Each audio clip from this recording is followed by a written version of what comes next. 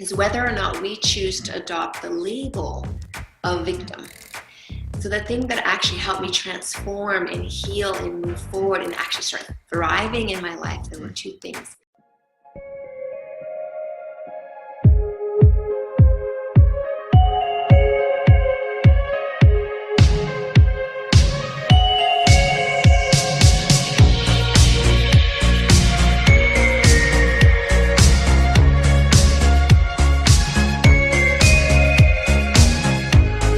All right. Hello, everyone. Thank you so much for coming on. I'm so excited to be here, and definitely it's such an interesting morning so far here in Vancouver. We're just getting started with the program here. But that being said, I want to introduce Dr. Saida onto here, and she's actually home base from Vancouver as well. So that's really interesting. But she's not here right now in Vancouver, but she was living here for a bit, and so having her on, we're going to be talking about the woman's sexuality and about violence and where her movement is in the project about women's sexuality. So she's known to be the goddess of the Jade Egg goddess, but we're not going to be talking specifically about the Jade Egg god. But what we're going to be talking about today is practically sexual sovereignty, and it's such an amazing topic, and it affects everyone in here. If you're watching this, that's meaning if you're a parent, you're a brother, your sister, or if you're a dad, it affects everybody here. And she has been a TEDx speaker, and she's really speaking regarding this topic. So I want to welcome you, Dr. Saida. Thank you. It's really awesome to be here, Cindy. I say Cindy, correct? Yes. I just want to make sure. Really a pleasure to be here. Exciting to meet your audience. Hi, everybody. And to dive into a topic that I believe is really core and essential right now, especially with kind of the heat that is rising on the planet around women's issues. Yeah, welcome. Definitely. And we want to learn a little bit more about this topic and how you got into this journey. Really, I love to hear that story. I know it's, if you are watching this and if you're emotionally triggered, I'm giving you a warning. Some of the topic could be very trigger moments. So I really want to be mindful of what it is going to be talking about. So I really want this opportunity to be an educational part. Fantastic. And what I say to that is everyone's safe. And so if you have had trauma or triggers in the past, and if that does start to happen now, I just invite you to take a deep breath. It's really cool if you start squeezing your body and you just tell yourself you're safe. Because what that does, it helps, it's a counter to the trigger. And then you start to ground back into your body and you can listen again. So it's a good thing to do if you're feeling that coming on. That's great. That's amazing. Thank you for actually making that a guideline right there. So being started, I really love to hear about how you got into this journey where you are today. Thank you. So it's been a long journey, but probably the place there, how we have turning points in our lives that are often quite dramatic. And so mine was, and it was actually in Vancouver. 24 years ago, a long time ago. And I woke up from a surgery and the doctor told me that I had 2 weeks to live. And in that moment, it was terrifying because up until that point in my life, I hadn't really thought about my mortality or dying or anything like that. So what had happened prior to that, how I ended up in the hospital and why that verdict was given to me, was that I was violently raped on a Caribbean island. And I didn't actually do anything about it immediately. But what happened was my body got so sick that by the time I traveled home and got help and they figured out what was happening, it was too late. Obviously, I chose to live, and I'm here to tell the tale. And so I'm an advocate for, yes, victimization happens. I don't know that we can avoid it. I think it's actually part of a human experience. But the thing that we can avoid, and this is a core to my topic around sexual sovereignty, is whether or not we choose to adopt the label of victim. So the thing that actually helped me transform and heal and move forward and actually start thriving in my life, there were two things. One, I didn't make that one moment be the central theme for the rest of my life. And two, I didn't identify as a victim of rape. It sounds odd because I did have the experience, but I didn't identify with it. And it allowed me not only to own that I had the experience, but then when you're not identified with being victim, you actually give yourself permission to, well, what's next? How do I go into thriving from this point once you've actually maintained a place of stabilizing your body, your mind, and your heart? So that's where it all started in terms of investigating women's relationships with their bodies, women's relationships with life, how society has an incredible amount of socially mandated behaviors and conditions that we put on women, and what that does to our safety, what that does for our healing, and why as a collective we need to wake up to the detrimental effects of domesticating people and how to reclaim that. So I'm hoping in this conversation we actually have some time for the reclamation part to inspire all the listeners that, yes, it's going to get a little heavy, but we need to face the truth. And then when we face it, we actually empower to then do something to change the story. So that's what this conversation is about today. That's amazing about what you're doing, and we can talk about your project as we go on about, the conversation. That's such a really hard place for you to be in that, and just really wanting to survive. How did you actually reclaim your femininity in that situation, and not cause being sexually abused? What do you end up? How do you overcome that? I think, Cindy, I was one of the few lucky women that when I was a young child, my father was a good role model, and so was my mother. But my father was the one who taught me boundaries. And he taught me that no one ever has the right to do anything to my body ever without my implicit permission. And if they were adults, never, and to tell him right away. And if someone did, to yell and kick and scream and scratch and go crazy like a wild cat. And so he would coach me on this because we lived in dangerous environments. We were the only white family sometimes on very dangerous First Nation reservations in Manitoba. And when you are a minority in those places, I was beaten a lot, and a lot of abuse would come my way from the community, more the kids than the adults. But there was a lot of sexual abuse and a lot of trauma happening within the reservation itself. So I was exposed to a lot of it. So he knew he had to teach me from, 4 years old. Wow. How to have a sovereign space and to know what to do if someone's disrespecting that space. So I was one of the lucky few, because I don't feel that fathers do this for their daughters. And I do believe it is a role of the masculine to come in and really empower the young girls with their voice and their bodies and their nose and their boundaries. I really feel it is an imprint we need to receive from the masculine. We can receive it from the feminine, but something about getting it from the masculine is really, really has a powerful imprint. And so the way that I healed from this is I already had a little bit of that feisty nature. Something did happen. I couldn't get out of it. The situation that I was in, there was nothing I could do to change it. But afterwards, somehow I just trusted myself, even though the doctor said you have 2 weeks to live, say goodbye to your family, get your things in order. I didn't accept that as my truth.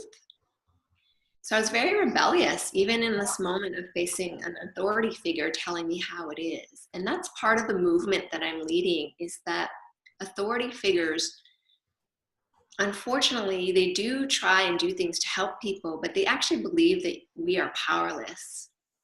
And when someone believes that we're powerless, no matter what they're doing, it's never going to be empowering. And so authority figures try and help, but we sometimes need to question whether we want to adopt what's being presented to us as our own truth. And unfortunately, the way we're socialized is we just accept as though it's almost like God speaking. When a doctor says something, or a policeman, or anyone in authority, And it's not true. Sometimes it's not okay what's happening, or it's not honest, or maybe there is another possibility.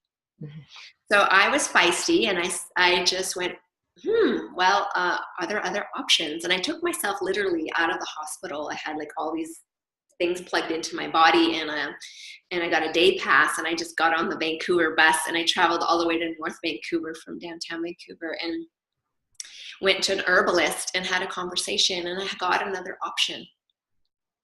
And she said, you're at a crossroads. You get to choose whether you want to live or die, but you need to make that choice. And no one tells us that we have choice. I don't remember as a young person in the world being told that I have a choice in what's going on.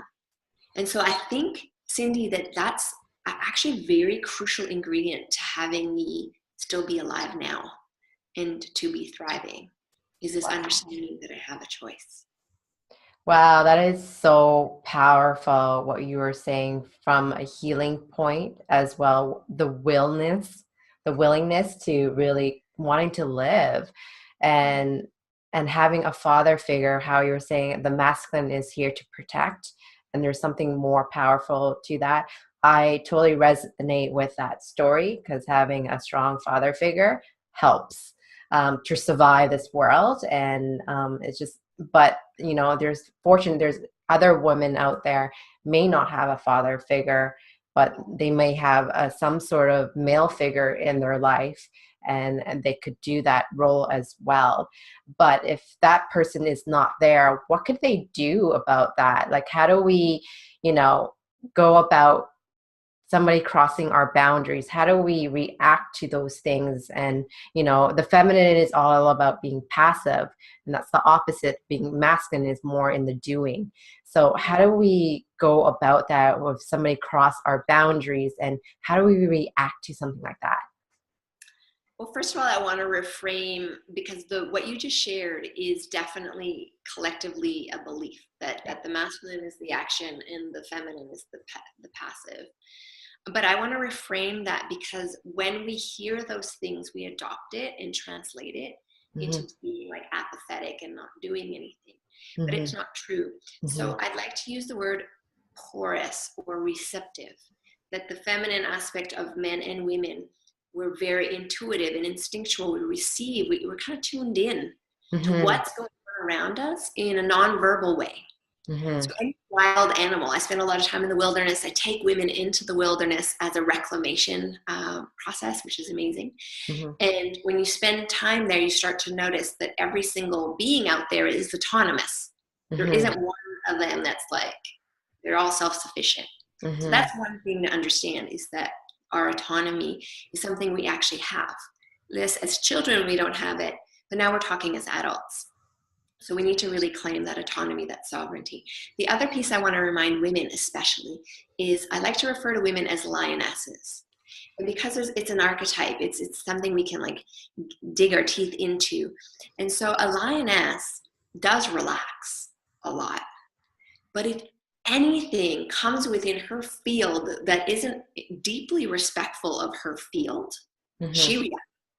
She will either growl, or if it's really like weird, she'll like do something so it goes away, or she'll actually move away herself. So there's many options, but never is she so passive that she just lets stuff happen to her.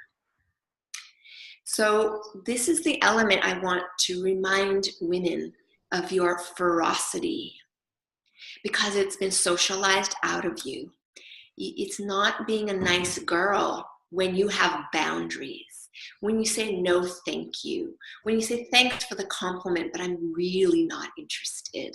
When you say get the F out of my frickin' space now. When you yell and scream and say things that don't even make sense just to get lots of attention. That ferocity has been domesticated out of us, and it's not okay. The cool thing is it's actually very natural. So it doesn't take that much to get into there.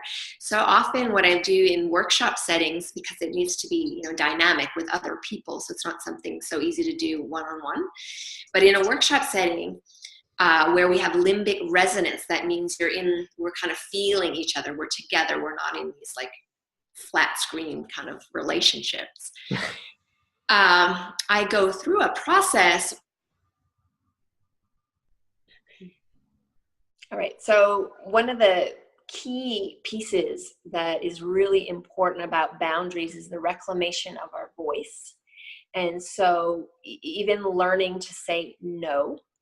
No is a hard one for women, even in non-offensive kind of situations. Like, oh, you're so sweet. Would you do this for me? And then you're like, I guess so. But you really don't want to. But being able to say no, and no with authority, and no without compromise, no where you don't have to justify yourself. You're just saying no and being at home with the no. It's hard because we've been socialized that that's not acceptable behavior. It's hard because as little girls, we were forced to kiss, this relative or that relative or this person when we didn't want to. It was hard because sometimes weird things happen and we tried to talk about them with our parents and they didn't want to hear about it. So our voices are often haven't mattered. But your voice is just excruciatingly important. It really matters. You matter as a person, and you must claim that. Because in our lives, we've kind of been taught that we don't matter and we don't have an impact. And what we have to say is not that important. But it's not true. Your voice is crucial, not only to you claiming this space that is called life, like your space in it, like here I am, I matter, my voice matters. It also matters because you are the sole person that can take care of your boundaries. We're socially conditioned to be kind of disrespectful of each other's boundaries. We don't really understand what I call the law of spaciousness, which you see very active in the wilderness with animals. They all respect, have a certain amount of space they know they need to maintain to feel good. And they will literally dance with that. And what's amazing about that is say a lion that's not hungry, that's just going to pass through an area. The antelope will not run when that lion passes because its intention is not to eat. It's like, whatever. They're not going to waste energy running away in this African heat if they're not being threatened. But the second the lion changes its mind, goes, actually, I think I need a snack, they feel it and they respond. That's all part of having these pre-established boundaries. It's all part of being at home in ourselves. So your voice is the first place to start. And I would encourage you to learn what is a true no for you and be willing to disappoint people, frustrate them, annoy them, piss them off, have them call you things. Be willing for that to happen in order for you to have an impeccable relationship here. I would rather you be called all these names in the book and make someone angry and keep your body safe than being a nice girl and getting abused because you're just trying to maintain the order, the status quo. I know it's hard to hear that because we're not socialized this way, but it's part of being rebellious. And that's why, a lot of what I'm doing right now is I'm with this daring project is getting women to dare, getting women to be a bit more audacious because we have to, because no one's going to do it for us. And it's the thing that's going to keep us safe. It's the thing that's going to keep us expressed and feeling fulfilled that this life is worth living.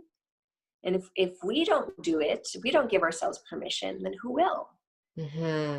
It does come down to us right now. And I want to ask you this question as you're watching this. Are you willing to take that stand and really step into this sovereign space that is you and claim it? And if you are, then are you willing to do what it takes to keep this sovereign space in integrity? That means you don't let anything in that space that isn't pleasurable and beautiful and somehow enhancing to your experience. Anything that has a remote sniff of disrespect, it's out. Either you're out or it's out. I'm a really weird social creature. I'm a bit feral because sometimes my husband's like, really, you have to do that? We'll be at a party and I'm like, and he's like, really, that's kind of weird. And I'm like, I don't know. I don't know anything about this person, but I don't want them near me. Yeah. Wow. That's a very powerful woman instinct right there. Yeah, exactly. And so we, for too long, have apologized for existing. We've apologized for our beauty. We've apologized for our femininity. We've apologized for standing up for ourselves, so then we don't do it. We don't even stand up for someone else that might need our voice. I've done it many times. I'm rude. I will actually butt in if I feel that the woman is being threatened. And I don't speak to the guy at all. I just speak directly to the woman. I'm like, are you okay? Mm-hmm. And she's like, not really. I'm like, come with me. It's been a long time. We haven't seen each other. Hey, so I just take her away with me. Why not? Wow. Why not? Because I don't want to be silent and dead and apathetic in my being, where I don't protect myself and I don't stand up for what I see is true around me. Mm-hmm. And it does take daring to do that. So if it is important to you, ladies, as you're watching this, and the men as well, because there are incredible men in this world who also have their space not respected. This is applicable to men, women, children. We are sovereign in this space that is our own, that we're born with and we die with. We get to determine what happens, not anyone else, not an institution, not a government, not a family or a community, only you. If we could teach that to kids, we'd be giving them a massive advantage in the world. They wouldn't be socially cool, because at times they would act out and say, I don't want this person near me. But we don't understand what's happening in their situation. Maybe that person's really abusive. Every time we turn our back, something's going on that we don't see. Mm-hmm. But that's why sovereign space is interesting. It's only in domesticated creatures where that's not respected. But how many times do we, even as parents or as lovers or as friends, reach out and touch someone without checking in, especially a child? We just kind of grab them and like do stuff with them, and we didn't really check in, and they're kind of pushing us away and we're forcing them to interact. That's not okay. So there's a basic premise now that's very goes against our conditioning, to have profound respect first and primarily here. And when we have that, it will flow out to others. So that's kind of you asked like where to start. That's where to start.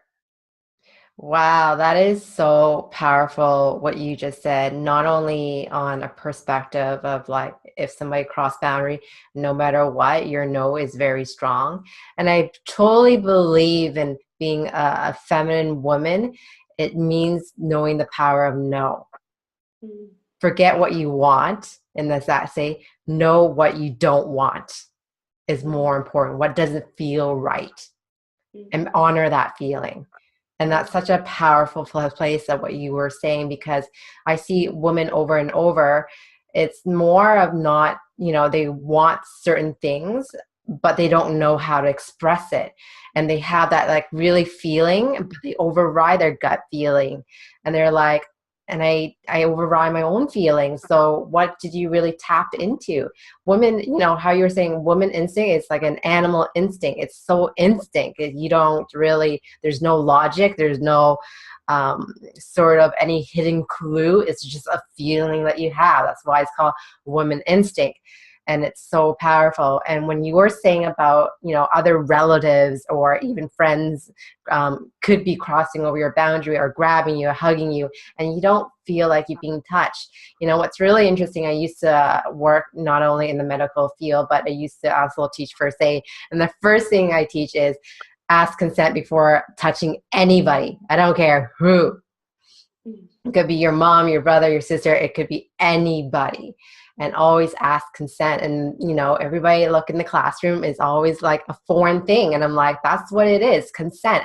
Ask consent before you touch anybody, before you grab them, before you, do anything with them. If they say no, you just have to back off. You have no right to touch them.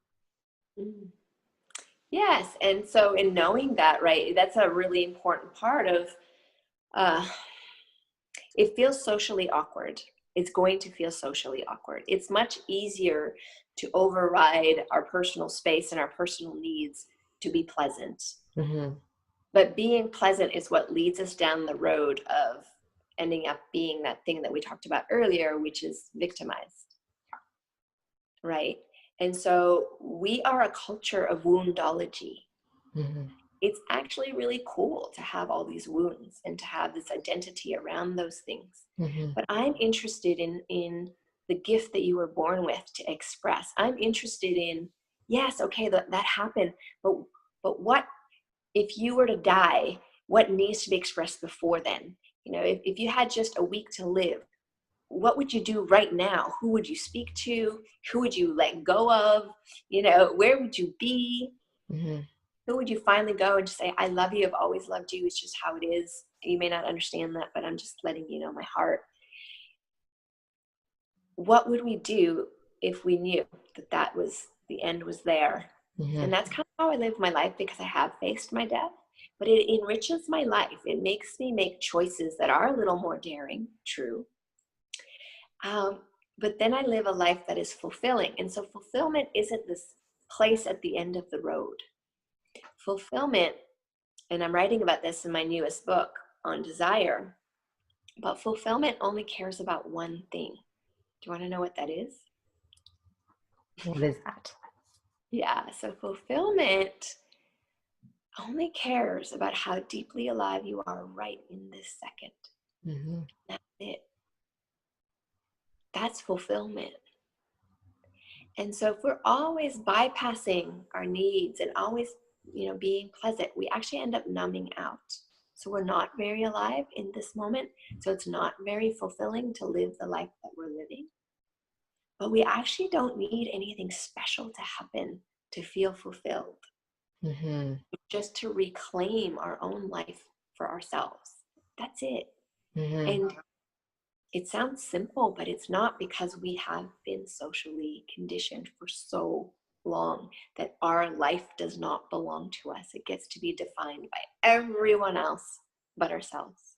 Mm-hmm. And so that would be the next evolutionary step on this journey that we're on today, is to understand that your definition creates reality. Literally, how you define yourself is how you will experience yourself.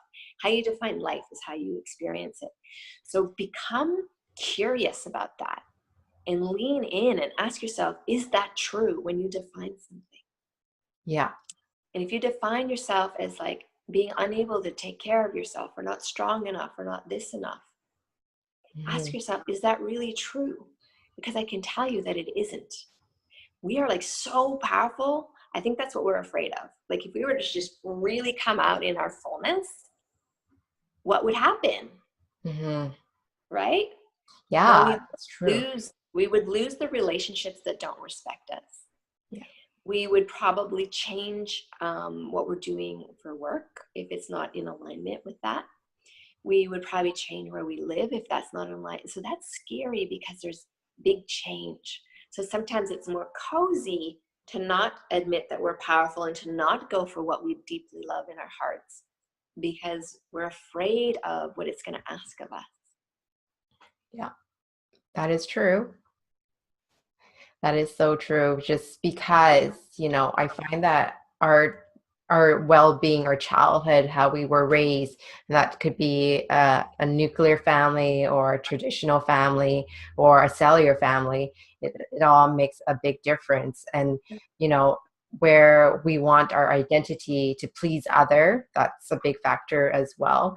And I want to move on to the topic about because I'm in the area of relationship, and relationship with people is so important, but also our romantic relationships. So I have clients going through, as a child, been sexually raped or abused in that area. And I feel like, I don't want to give them a name, but the person who did this act on them obviously told them to be quiet, never to tell anybody. And, obviously you had a different story, where you were taught how to scream, shout, tell somebody, go to somebody. But there are women out there who were in that situation, and it has gone to affect them in their romantic relationship. And, and it could act out in many different ways or many different scenario, how they portray in the relationship if they're not properly healed. We're not talking about only women here. We're also talking about men. Boys can be sexually raped, abused, harassed, all that through and through. And I think that's a really important topic. How do we go into the next healing level, and where do we go to get help? And if you were in a traditional place or situation where somebody said, don't tell anybody about this and this is normal, that's where a lot of people don't even know how to speak up or be vulnerable and get the support that they need, and they're suffering with internally. Yeah. Wow. Well, they say that 1 in 3 people are abused, I think the numbers are actually higher. That's what we were able to track. In my workshops, it's more like 9 out of 10. Yeah. It's actually more rare. I've rarely ever met someone who's escaped this. So the human condition is a little tragic when it comes around sexuality, because what happens when one person's traumatized is that in order to handle it, they'll become the perpetrator usually at some point. So then we pass this on generation to generation.